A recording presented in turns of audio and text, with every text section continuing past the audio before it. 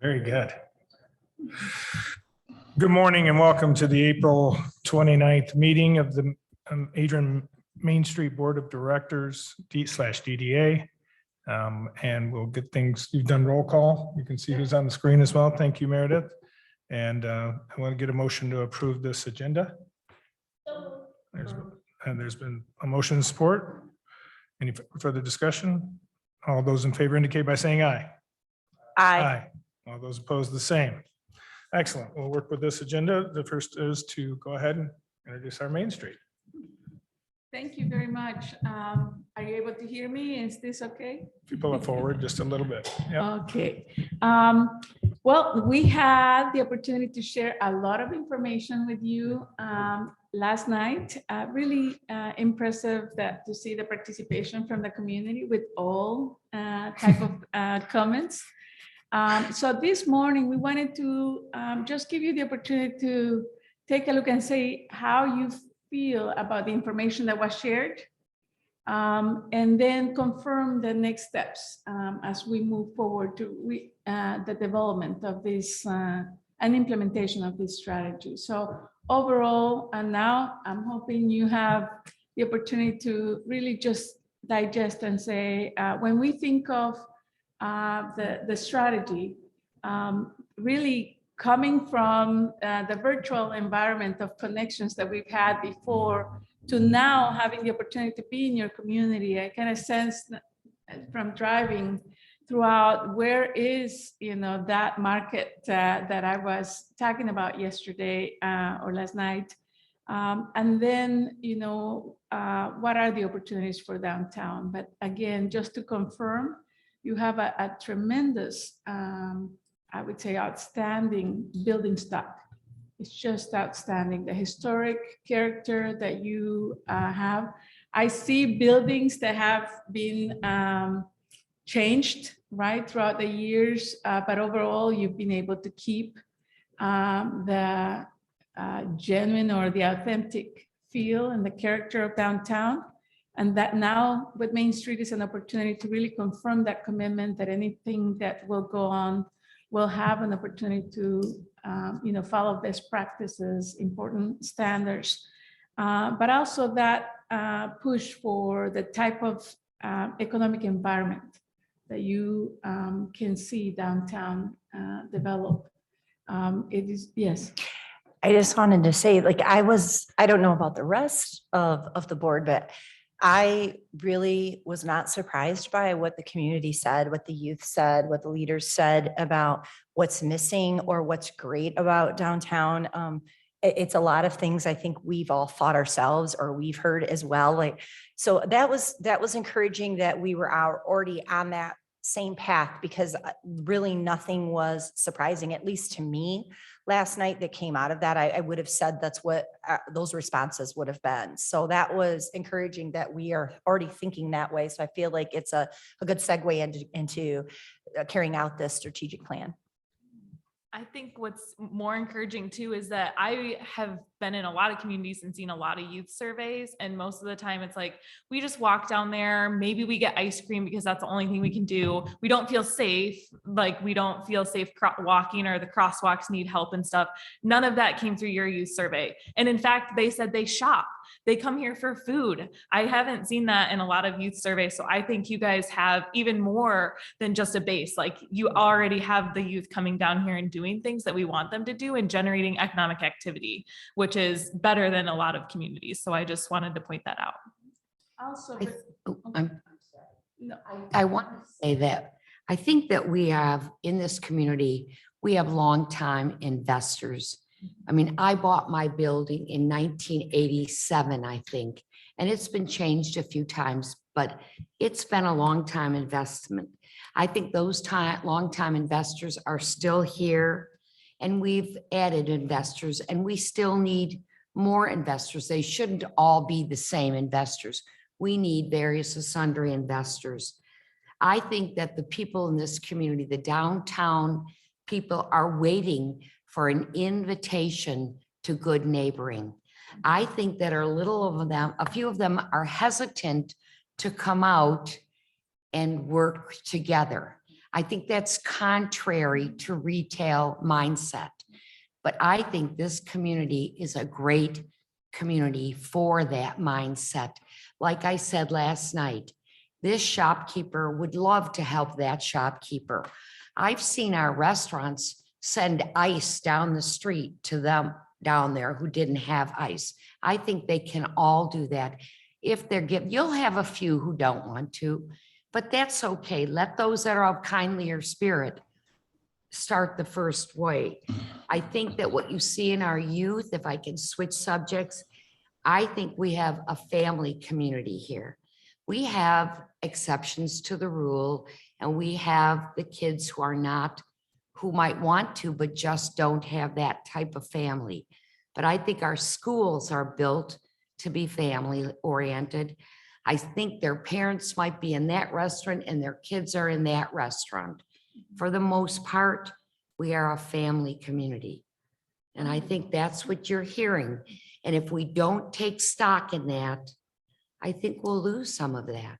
That is such a foundation for the strategy that we're recommending, because everything that we were talking as a team before was that base, that you do have a family-oriented, very youth-focused type of environment, and it's really important to support it and to position downtown as the place to gather, for food, for fun, for whatever opportunities you have for all ages. And that's the thing that kept us from just saying family, because there's so many formats, right, to family. And the college students probably will feel that their family is far away.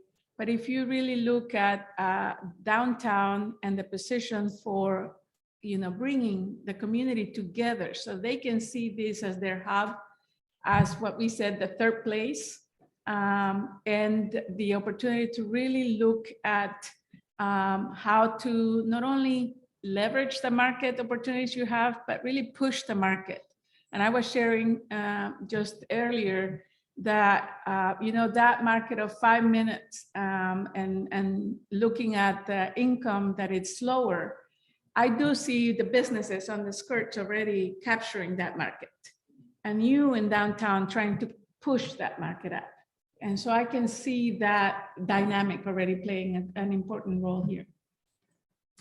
I was wondering if the ESRI survey includes youth at all, or if it's only 18 and over that forms those numbers. It's a good question. And to be honest, they're focused on consumer information. So I would anticipate, it doesn't tell us, although we can dig in deeper and see, but it doesn't tell a specific age, but giving that they are focused on consumer, it tells me that it is usually 18 and older, right? The ones that you can capture through credit card sales or purchases, or that point of sale for the different businesses. So I would say that that's the case. I also wanted to thank you for pushing. We wanted to know, how did you promote the survey from going from where we started saying we had 162 responses the first time, and then going to now more than 1,000.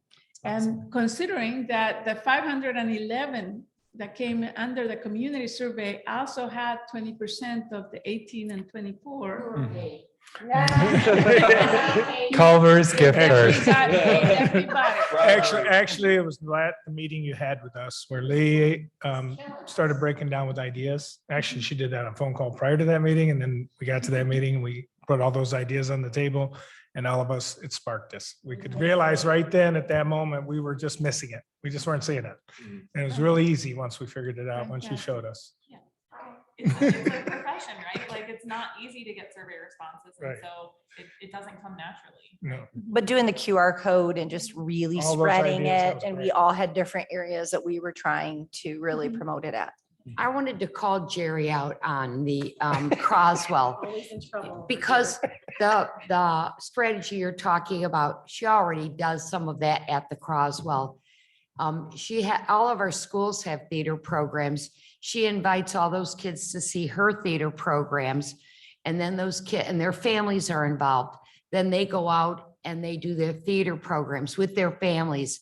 And that's just a perfect opportunity of watching the whole circle of events that are family and youth, and a project that is rooted in our history.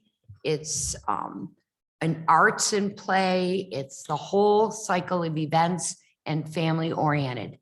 And our downtown is not open for all of those events. It is highlighted. There are some times that it is, but it's just one opportunity. And Jerry's already putting it into place already with what we're asking everybody to do. And we know that it's working. So we have a perfect example. I don't know if there's anything else you want to say, but. I mean, just, it's important for the theater to really, we need everyone to care about it and to be invested in it in one way or another. And it's true that, you know, we are out seeking support and partnerships all the time, but really we become a place where people want to be. And that, I think that has really changed our dynamic, particularly over the last 10 or so years. And even in the pandemic, like students, like they just wanted to, can we just do something? Can we just come in? Can we just, you know, help with something? And, you know, we're, as a community asset, the fact that it's been here for 155 years is remarkable. Yes, yes. So the community has always cared about it, and we just build on that strength. There was a chart last night that you guys showed that shocked me a little bit, and it showed the age group demographics of our citizens and our. If you don't mind putting that in, we can see that it's number 7. Number 7? Mhm.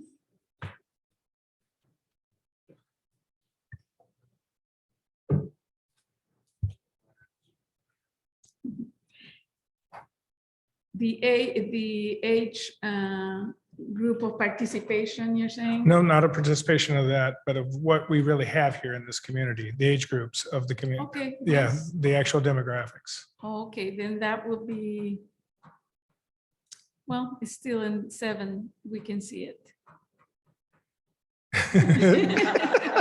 You're going through the presentation, aren't you? You're doing fine. Oh, Drake. Drake, This is Drake, it. Drake. This is a good There, recap. Jake. right, Thank right you. there. You can go to the next one. Next one. Next one. Mhm. And There. then just go all the way through. Yep, one more. That right there. There's a. Yeah, so, you know, I've been on the cross the board before, and one of the things we were always concerned about is our aging population, the average age of our patron. And it's really trying to engage that younger group and the like. And we also hear about things like our population hasn't grown in years, and there's a projection of a -2% growth rate in our county. And we get to hear these types of things that feel negative in nature. What I wouldn't have realized until I saw some of this was that there's a bunch of 30 and 40-year-old couples with children in this community more than anything. I would have said we were an aging community. I think I've heard that too many times, that we're an aging community and then we're getting only feedback from them and they don't want to see anything change. But this chart tells us something different finally. Yeah. It finally says something different. It really looks at the opportunity to consider that your community has, of course, because of colleges and young families, like you're saying, Yeah. youth in such a big percentage. But when you start adding, you know, if you're adding the first sections, you're right. You start to look at 28% of people younger than 24. And then if you go to the next, then you're going to say, okay, before, if we look at 34 and under, you already have basically 40% or plus of your population. Still important, the 17% that are older than 65, right? But overall, you can see that distribution, very important opportunity to say, with regards to age, you have the opportunity to look at downtown and say, how can we really look at everybody feeling this is their downtown? And that's the important thing, even for investors, is the chance to say, am I investing here for a specific demographic? When the community is telling me, or the demographics are telling me that I could actually try to expand my market, right? And so really great opportunities, very carefully, if we need to look at business recruitment, business development, activity development, it has to be balanced. It cannot be just focused.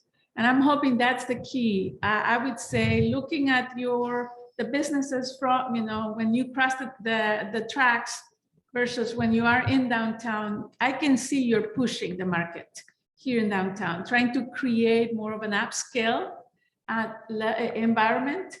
And that is great in many ways. It goes with the character, but let's be very careful that it's a balanced type of development so that everybody can feel this downtown belongs to them. That will be the challenge that I think we're going to, and the opportunity you have, because you can Right. look Well, at those. to go along with that, one thing that I think having it right up there, I think we knew we had a large Hispanic population, but then seeing those numbers and, there's a great disparity downtown. If you look around, yes, we might have a Mexican restaurant and, we have one that is leaving actually to go out a little farther in Adrian, but what is there for our Hispanic families and, and meeting that need as well, because that is a very large population. And are they coming downtown? Do we have anything that they want to come downtown for? Are we meeting their needs as well?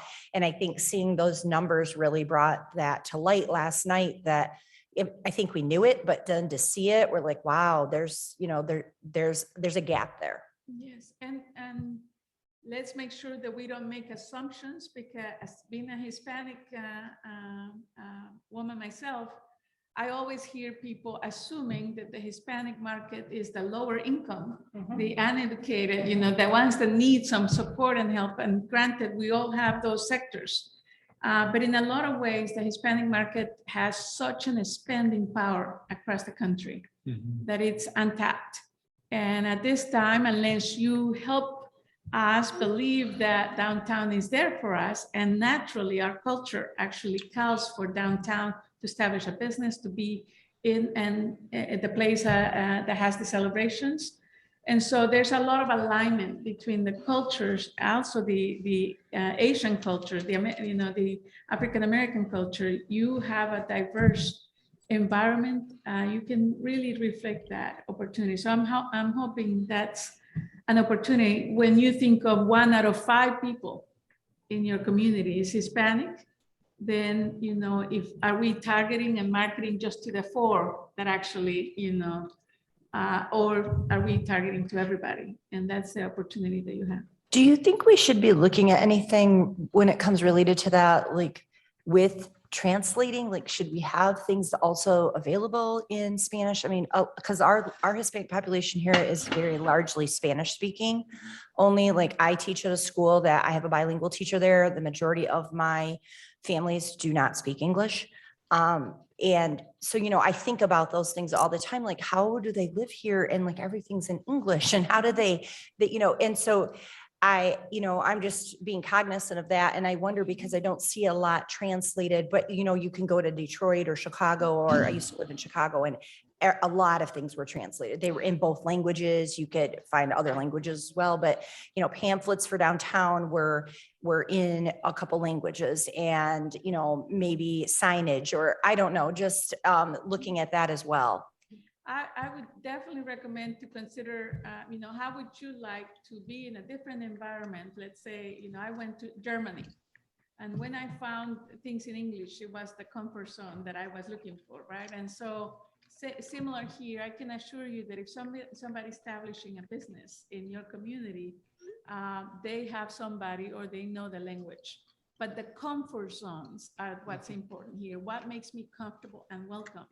And so, of course, language, it's a comfort zone. Sometimes it's not a barrier, but sometimes it is. So translating is definitely trying to bridge both the comfort zone of saying, I want to read everything in my own language, or the opportunity to say it is truly a barrier for some generations of immigrants, but also the young population is not only bilingual, sometimes multilingual. Right, and so those are opportunities to make connections as well. We've seen that for the most part, the Hispanic community is multi-generational as well, within our family. So we always have somebody that can translate for us. But it is the opportunity to say, you're giving me a bridge to my comfort level. You're trying to connect with us. So that's really a good welcoming environment. So I would recommend that. Work with the schools.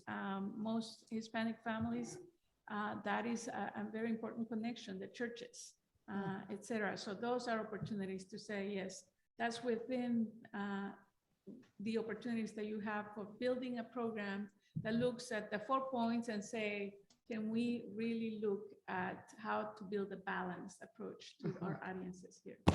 I think that the goal is often to mirror the people that you serve. And that's always a positive goal. And I think that if we encourage our merchants and our people to always to do that, that's always in my mind a good motive to have in your mind. That is important. And that's a goal to have. And you try to do that in every way that you can. And It's starting with your board, right. with your committees, and ensuring. I saw the young man that was here last night. Says he said that he was just an advisor. And so more and more we're saying, especially with your demographics, they should have a seat at Right, the table. They should feel that there's a voice of representation.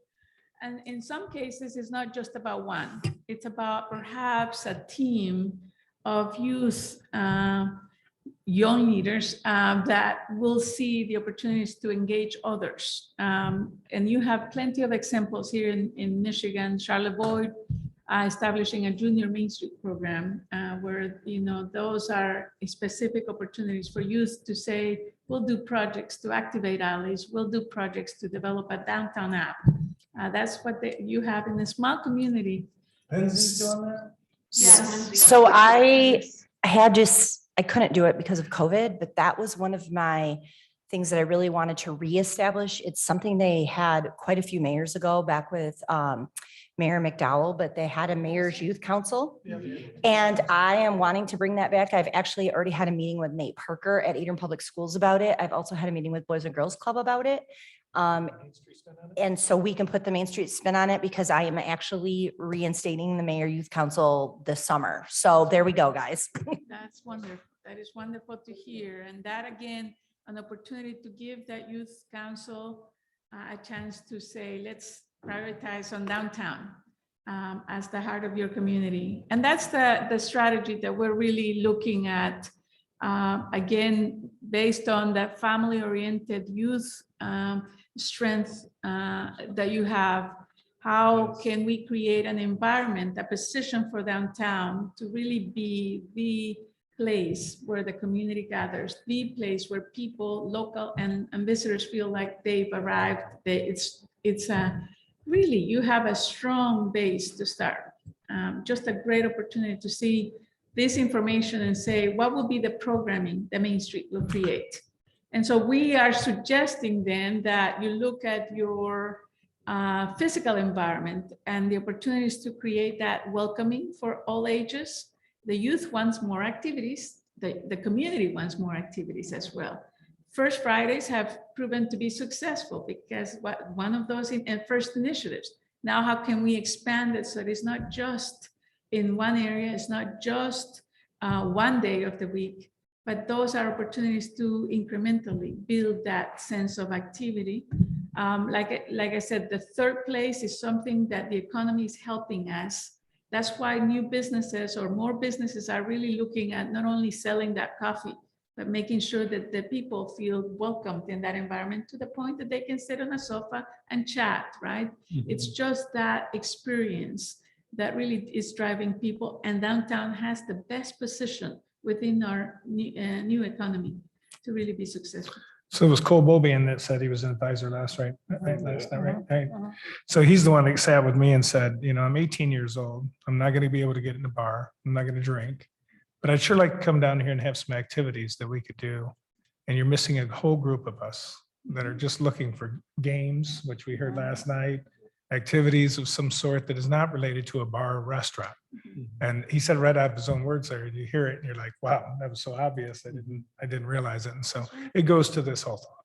Very, very much. And some, the trends today, distilleries, breweries, and bars, that life, that type of experience. But even with those businesses, we could also consider that our businesses could expand. I asked last night, do you have, ginger beer that is non-alcoholic, Yeah. right? You can, for the youth, provide an environment that is welcoming and yet doesn't have to deal with what they can't at this time Right. be embarked in. And so those are opportunities to say, how can we encourage our businesses to really expand their A feature. Yeah. yes, their reach. And in some cases, what you have here when both groups ask for clothing, right? It's okay. So where are they getting this? I saw your mom and the skirts, all right, and outside. Well, not outside, but it's right there. And so I explore that area. I'm thinking, okay, so I can see what people can come and get here, and then go and see where is downtown and what are we offering in downtown. So those are opportunities for you to also go and explore and saying, when we think of that 5-minute drive, you do have a strong base here, but I think that, some of those businesses outside downtown are capturing that.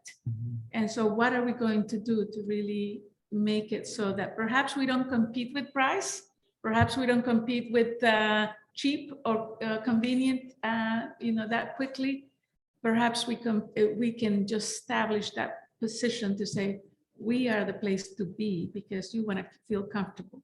You want to feel that you're hanging out at whatever level that you have, whether you like to drink or you like to just have fun without alcohol, right? And so those are opportunities that you have for all ages to build that sense of place. I have a question and follow up to that. I think I'm gonna just admit that I'm a person who sometimes has said, well, we just need the businesses to come to us and then we can be helpful. But I think what I'm hearing you describe is, yes, we do need to make sure that our procedures, our zoning, that we are helping those things to be user friendly. But really, it's maybe about recruiting and actually going to those businesses that aren't in our downtown and saying, hey, we want to make your coming to downtown Adrian feasible. What can we do to do that? And being very proactive, I think that's a different way of looking at it that I think is really, really important, because there's a lot of other options for people to put their business where it could be easier, or, there are barriers to being in our downtown in some ways. Things that we take pride and appreciate about our downtown, but that, we just want to make sure we're as attractive, but also that we're pulling and pushing it. That's right. I think my hope is on that is that as we educate ourselves about all of this, is that any one of us could walk into a business, let's say that's out on South Main, and say, do you realize these are the opportunities you have in downtown? These are the costs to rent. This is the average cost of rent. This is the type of foot traffic we're experiencing. This is everything in a very sequential fashion that we can read to them and say, this is what we know. This is how we can help you. And it'll take us some time because each of us would tell somebody something different because of our own perspective. But I think we'll start honing that a little bit and start knowing what our pitch is. And that from all this information, it's a lot of information, like I said, but I am very encouraged because you all have the skills to then highlight and say, what are the key pieces of this information we can start with and promote? And that's an opportunity there. But I also think the opportunity you have now with Main Street is to change whatever cultural mindset you had about what DDA was and did. I've worked with Michigan for 15 years now, and have seen the change, that journey from a DDA that is only thinking that they are an arm of the city to bring a brick and mortar type of development, and very focused more on the component of that partnership.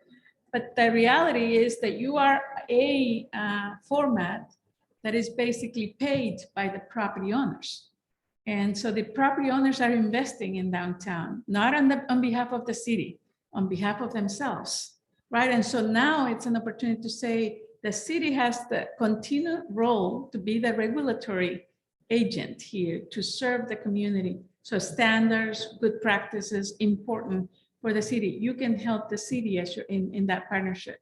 but you also have to be the representatives of the businesses and the property owners and bring them together. Through Main Street now, we need to really expand who we serve and who do we represent, because the community sees you as the city, right? That's a natural for DDAs. It's not just you. Across the state, across the country, DDAs have that. Why? Because that's basically how they've been shaped. And so now with Main Street, we're saying, open the doors. Now the businesses need to feel the Main Street is their place where they can come and collectively make decisions for themselves as well. It's not you telling them, it's all of you working together. Also with the property owners. Many of these property owners might be willing to develop. They just don't know how. And yet we are always thinking that the development has to come from outside. And it doesn't need to be. In fact, that is what people complain, displacement and gentrification. It happens because we're always thinking that we are saving the town when we come from the outside. Can we create that small scale development that many of you are very engaged in with the property owners, with the tenants? We also say at the beginning, anybody that doesn't own the space should be encouraged to own it. Why? Because we're at the beginning. That the value of, you all know, the value of, what Main Street is here set to the job that is going to be done will ensure that the quality of life as well as the value of the space will increase. So let's give that opportunity to everybody to say, if I own my space, I will decide if I stay or go. If I don't own my space, then I'll be up to whoever comes that tells me what the rent is going to be. And if I cannot afford it anymore in 5 years, I'm going to have to leave, right? And so this Main Street can be truly not only diverse in their thinking, but also very inclusive in their thinking. Many of you are investing. Many of you are savvy at investing. Okay, so how do we help property owners to understand what they can do with their building, and then help them see the opportunities to develop and be the investor of their own property. Those that don't want to, then of course, we help them see how they can let somebody else have that opportunity to invest and make it better. But those are really important pieces when we think of the economy today. Development is not like yesterday or the years before. Now we're attaching the word equitable to development. Equitable as far as what are the opportunities for the existing ownership to really develop, what are the opportunities for the tenant to be part of that equation, etc. So those are really good opportunities to say, what kind of Main Street program will this be? And if we were before, a DDA that just looked at, okay, let's make things pretty. Now it's 4-point approach. Let's make them pretty, but also functional, useful for the economy and the community, etc. So really good opportunities for you all to be strategic, inclusive, engaging. This Main Street can be very successful. I'm hoping that's what you all can focus on. When we say that this position of downtown as the hub and as the heart of the community is not just about activity, but it's going to be important that you as a Main Street program don't decide that you have to make it all or organize it all, but that there might be other organizations in the community already organizing things. How can we help them really impact the downtown positively? There might be other organizations wanting to do something. So there's going to be an opportunity for you to decide how you help the community engage and not have to be the ones carrying all the load about downtown. That's going to be important. A mistake that can be avoided from the beginning when we think that we have to be the ones making it all happen. That's going to be very important, especially with the businesses. I think that right now people are looking at the city and saying, city, you should do this. Right, and it's going to be that concept of with, not just for. We can do this together. We can do this with each other, with all of you. And so keep that culture going so that people can see that it's also their responsibility to invest and be part of this effort. So thoughts about or questions about the pieces or the, the strategy itself before we get into, okay, what's next? Okay, a lot of information, but again, the beauty of the work that is done around the strategies here in Michigan is Michigan is going to walk you through each step of the way, so that I don't say you're not going to feel overwhelmed, because you probably already feel overwhelmed, but it is going to be hopefully manageable. So with this strategy, the opportunity is for you to define what that means for you. We don't want you to just accept it.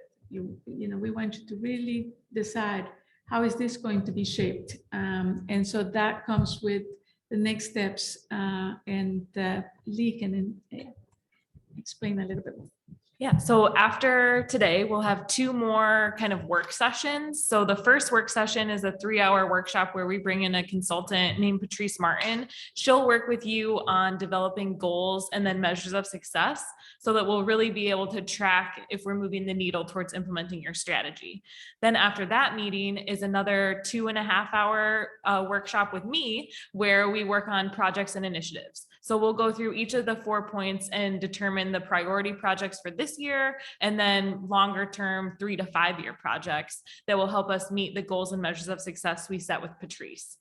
So we are looking at 2 more dates. They can be whenever you guys can meet, May, June, probably June and July is when we're opening back up, because with May we have the conference and a lot of travel coming up. So probably June and July. Hopefully the new director will be on board for those. So yeah, that's what we're looking at. And so I'll just coordinate with Dusty and the new director on those. Any questions about next steps or things that you'll actually, like tangible things you'll get out of those? At the end of it, you'll actually yes, you'll be ready to actually start getting your committees together and actually have projects that you can tell the community that you're working on. And invite them to be Yep. part of it.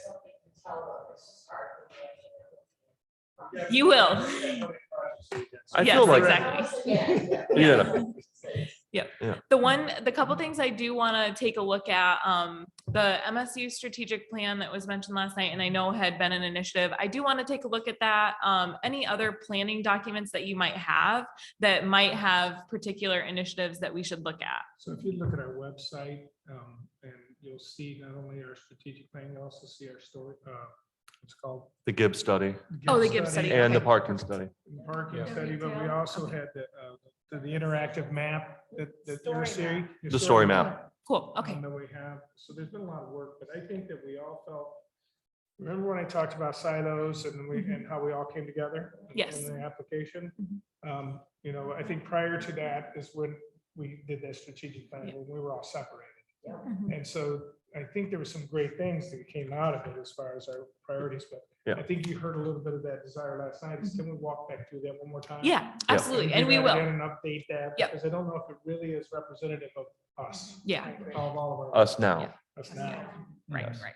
Yep. And Yeah. you'll have kind of, it won't be a strategic plan in like the tense of what you have, but it's all the pieces of a strategic plan. And really that's what you need to move forward. So I think your new strategy of community gathering, arts and culture, like you'll have the goals, you'll have the measures of success, and you'll have the work that needs to be done to implement all of those. So it's all of the pieces of a strategic plan without having the formalization of a document that can be put on a shelf and looked back through. It is, yes. I know, yeah, we don't want Yes. it. That way you can't say there's no document. What are you Right. talking about? We Yeah. live and breathe it. Right, your work plans become the document that people can see, and it's like, okay, this is tangibly what all of the tasks that need to be done, and here's all of the volunteers and champions we have that are doing the work with us. And it's going to be very important then to go through organizations and invite them to look at the strategy, to look at the plans and say, how can we be a part of this? How would you engage in downtown revitalization as well? And so that's an opportunity, Crosswell, to, library and even the city, right? How do we look at the opportunities that this direction will give us? And I loved, I remember the city manager back then for Milan, for example, when we were talking about the transformation strategy and the work that was going to be done under it, he was looking at it and saying, wow, now I can just go and instruct my staff to follow, that plan. So when we look at public works, when we look at economic development, when we look at, and that's an opportunity that you're going to have to say, everybody can really look at this and say, what's the piece that you, based on your own mission, we're not asking them to become everything. We're just saying, Crossville, your mission is such.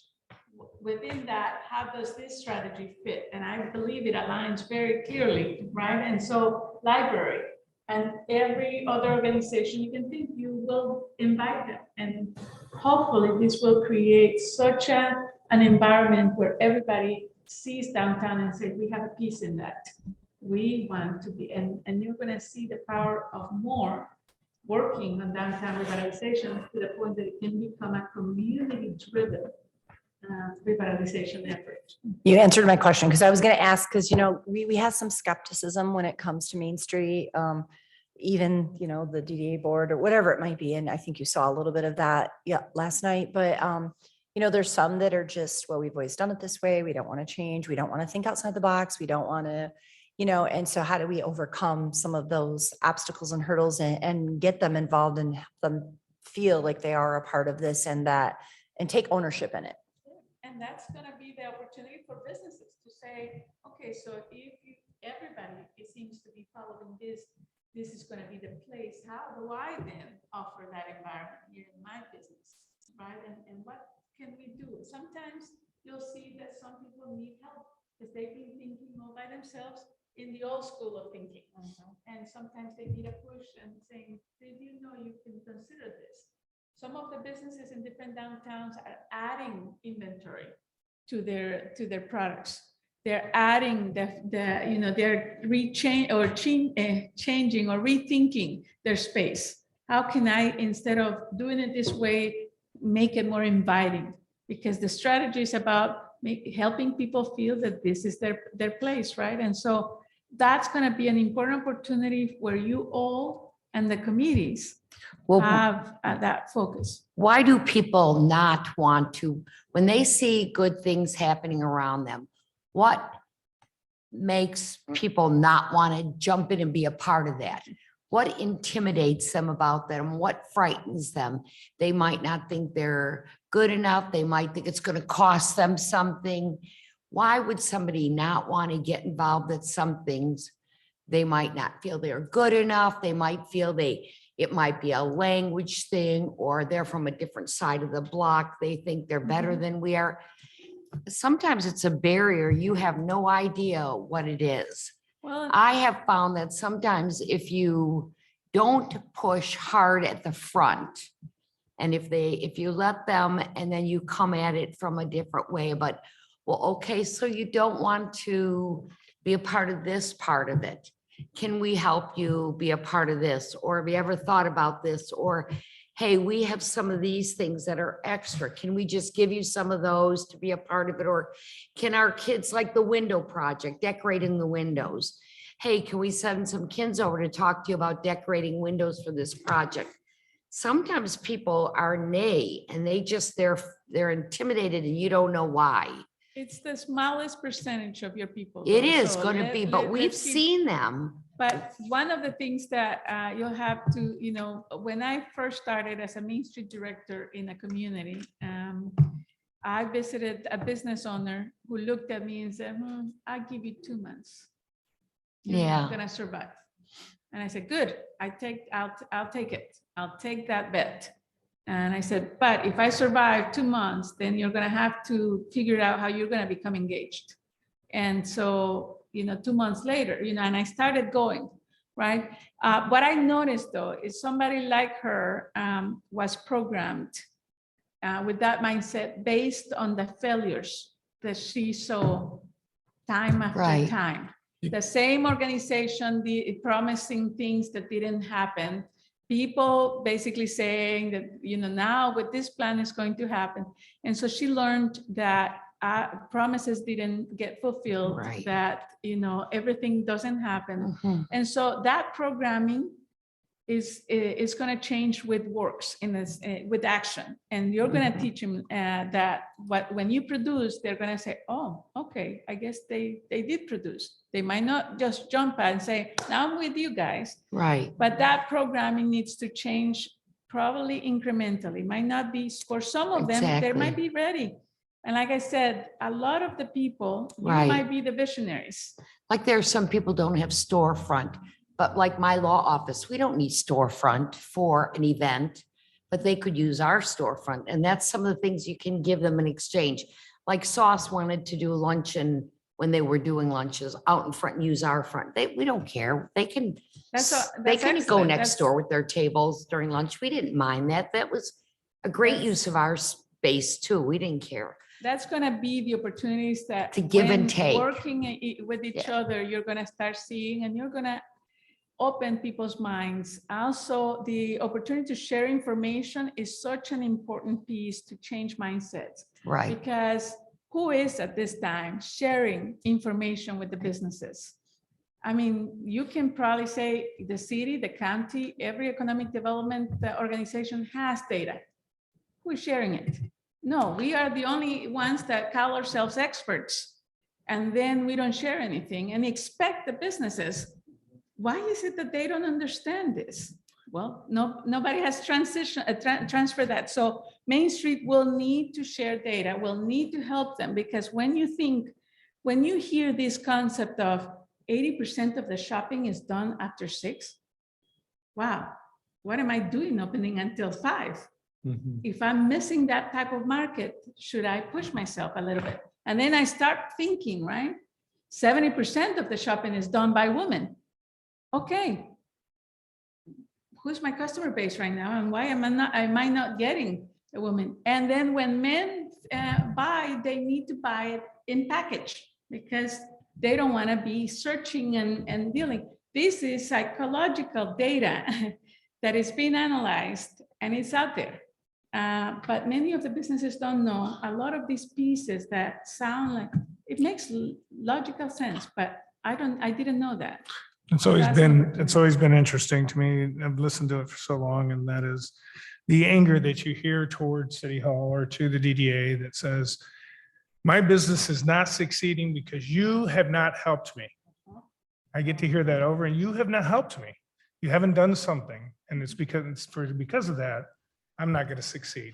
You didn't set the table right. You didn't do something right.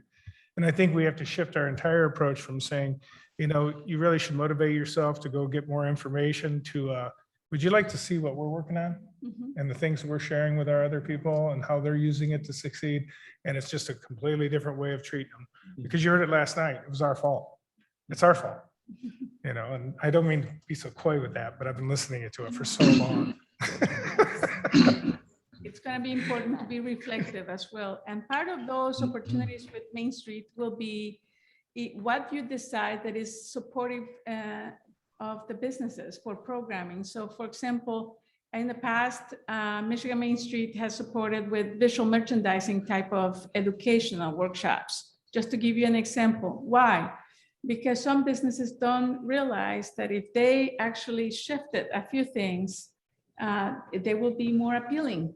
Right? Who knew? Well, we know when we see these things, but sometimes the businesses are so focused on what they're doing without knowing a lot more about trends or data or pieces that could help them. So you're right, having that information there, having your Main Street director be a key connector to be able to say, hey, did you know that Main Street director, by the way, the main thing that I tell people that the Main Street director is going to do is to connect people with people, connect people with resources, and build partnerships. It's all about that type of transformational effort that is going to be very important. That doesn't mean that when the Main Street director is in place, you're going to say, okay, good, now we have that person and that person can do the work. We and made him we- believe that, but it's fine. No, but that is a common mistake we see. Often I have to, confirm 3 things the Main Street director and you as boards will need to do is lead, manage, and do, right? So those are important pieces. It's a team effort, but the Main Street director will have a crucial role in connecting people, and that will make some people feel like, oh, okay, I didn't know this. So start to change their mindset. There is a small percentage of people that, you're right, no matter what, it's not going to, be easy for them to change their mindset. That is the group that sometimes we pay too much attention to. And so concentrate on looking for the visionaries, concentrate on making sure that people see the work and the results, and then hopefully they get engaged. And then those naysayers, you basically say, yes, you are there. We hear you, but we need the ones that are going to do something with us.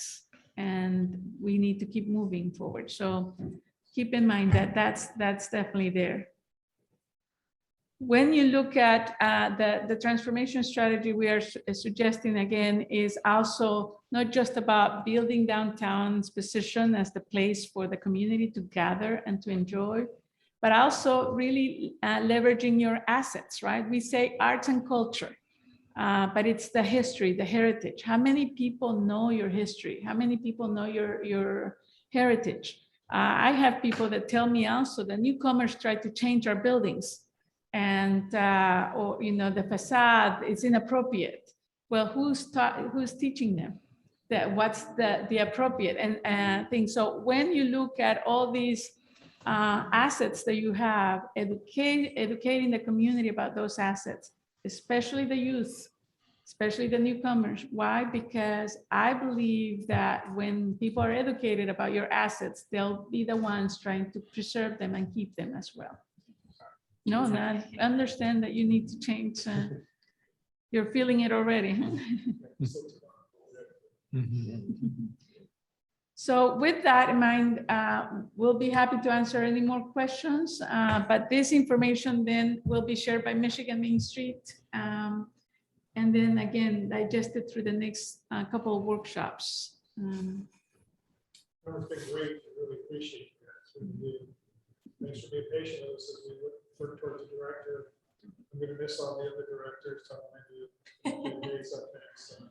You've been connecting with them. That's I can wonderful. feel the energy of Lindsay out Charlotte. So do you know the timeline for the new director to come on Jay. board? I think we come to a conclusion, understanding, so then it's contract execution at this point. Our goal is to target.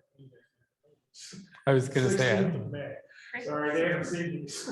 yeah. 16th of May, so we're hoping to be set. Is that person making a transition already? I'm sorry? Very good to know. But next week, we do have a new director's training, virtual for 3 days. I know that when the person is not on board, it's a willing, type of. Committed to the, he was here last. Oh, okay, so he's gonna, Yeah, he was like. do you need the Zoom information and stuff for I him? have it. You have it. Perfect. Perfect. Well, he's seen every one of your emails. Oh, good. So I told him, whatever you can do, we really appreciate it. We can't expect it. Right, that's right. He wants to, he's very eager. I was going to say that is so important. When I was hired as a Main Street director, they said, by the way, there's a state conference that I was eager to learn, because it really has so much information that it's good to define how the leadership, that person is going to start looking and say, oh, okay, so this is how I need to think about this job. So it's going to be good if he's able to participate. Thank you. Yeah, he started his own company. He went to Watch Runway, which was on our entrepreneur launching on the armory. So that's great. He's a local boy in Illinois. We would never expected it. Something great there from us. Wonderful, wonderful. Thank you then for moving forward with that. We're hoping to be of support for that leadership, and again, the time frame will be, soon enough, you're gonna see that journey producing some results so that you can feel like you have the plan all figured out. Yeah. I didn't order a t-shirt because I didn't think you'd be ready to take national conference on. That's totally fine.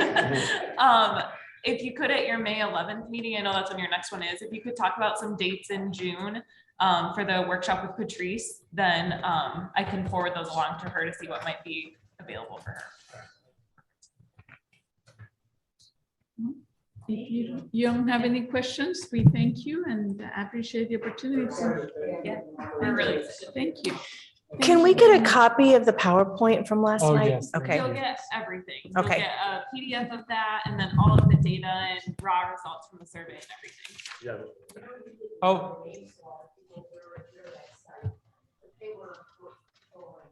Mhm. Yes.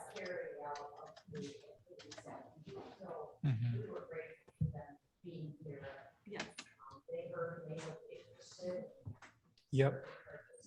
Yeah, I was really happy that all the city commissioners, or most of them, except for one, were here, which was awesome. Yeah.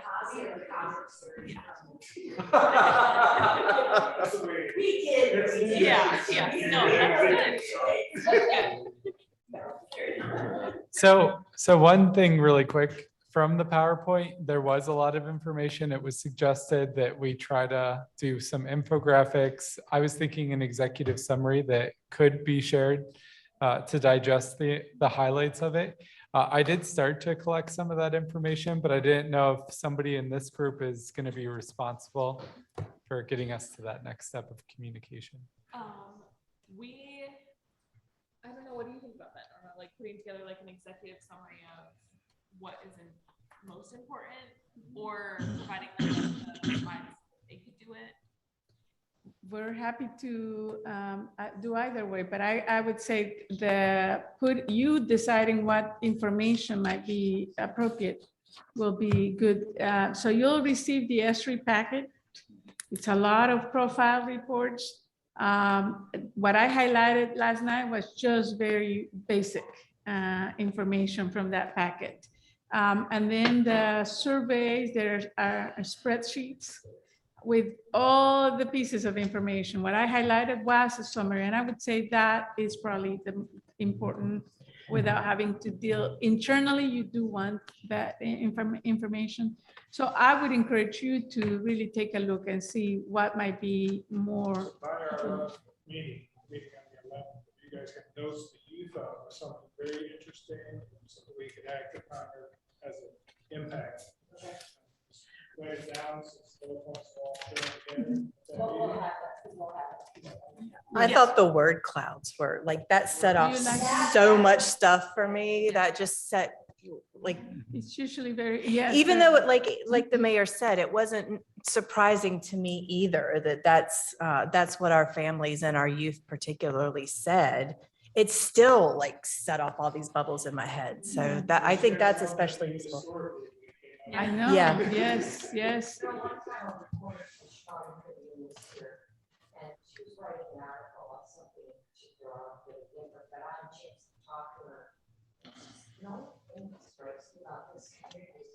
You raise your flag, so it's a special day or not. This is an incredible place. People talk to you on the streets. It's like, where do you people come from? Yes, yes, it's funny. It's probably about 25 years ago. It was, you know, I looked back there, it was 25 years ago. I'm in uniform, so, you know, it's so wonderful. It's good. What I've seen also that we've done in the past is prepares a market snapshot. Right, and so that now what we recommend and we're starting to do is the snapshot of the market information also should have some of the information from the surveys. Yeah, that's a good point, Norma. A couple things coming up for you. We will be doing market snapshots for every community. We're just waiting for a lot of the 2020 census data hasn't landed yet. It hasn't been released, and it certainly hasn't made its way into ESRI. So we're working on that, waiting for it. That will be one thing. And then we're also going to do what's called a pulse poll survey this year, so that you can put together your impact report, which is going to be kind of like your annual report summarizing all that you've done this year. The pulse poll will kind of ask trends and perception. Are things increasing, staying the same? What types of businesses do you want to see? A lot of the questions from this survey could be used in that as well. So there will be a lot of those types of things coming as well. But looking at the word clouds, looking at the information, sometimes these pieces could be very good at being used in your social media. Did you know, even casual like that, those opportunities, or for some communities, they've used the, favorite or the businesses that are patronized the most, and then highlight and give them kudos or recognize them, and use that as an opportunity to say, thanks for really bringing people. And that I think there are so many pieces there that you can highlight. The question is, what do you think needs to be or could impact the community or the different sectors you work with more? So I would encourage you to look at all these packages, digest it, and say, this should be highlighted, this should be, and you can shape it so that it's a package that really has all the pieces you think are important. Mhm. There. Thank you. We are adjourned. Thank you. Motion. Second, third, Gone. fourth, gone. Thank you. Thank you. I was surprised you came, Dusty. Yeah.